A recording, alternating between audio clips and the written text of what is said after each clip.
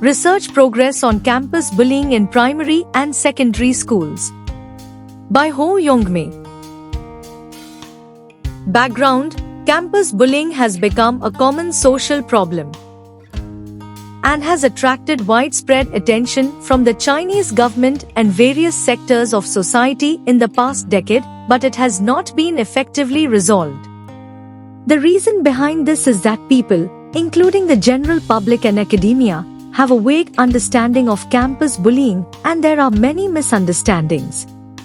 Objective: to explore the incidents, characteristics, causes, and risk factors from macro, meso, and micro levels in order to provide reference opinions for preventing and intervening in campus bullying. Methods: this article searched for relevant literature at home and abroad under the themes of middle school students and campus bullying. Primary school students and campus bullying, selected 70 papers for analysis, presented the incidence and trend of campus bullying, elaborated on the concept, characteristics, hazards, and difficulties in handling campus bullying. Results: the results of this article indicate the following 4 points. First, the incidence rates of campus bullying in primary and secondary schools in various regions range from 20.45% to 35.3%.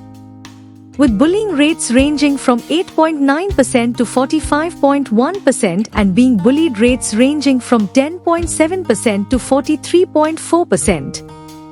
Second, the characteristics of campus bullying in primary and secondary schools are as follows.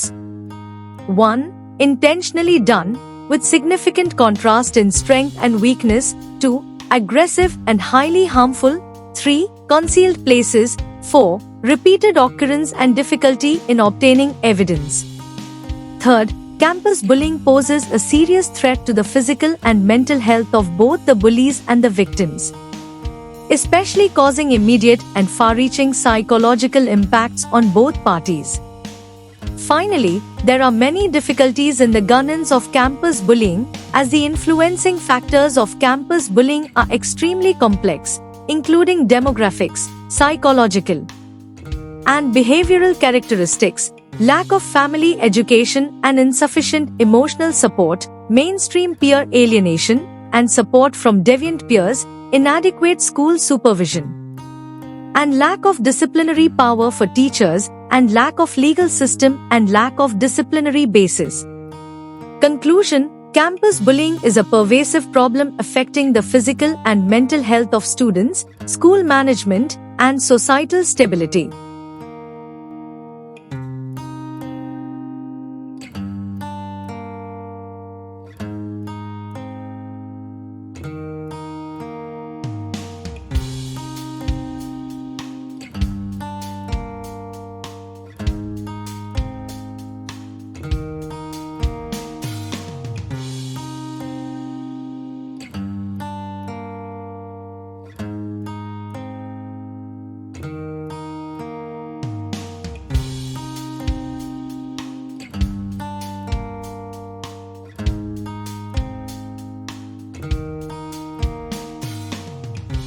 Thank you for watching this video.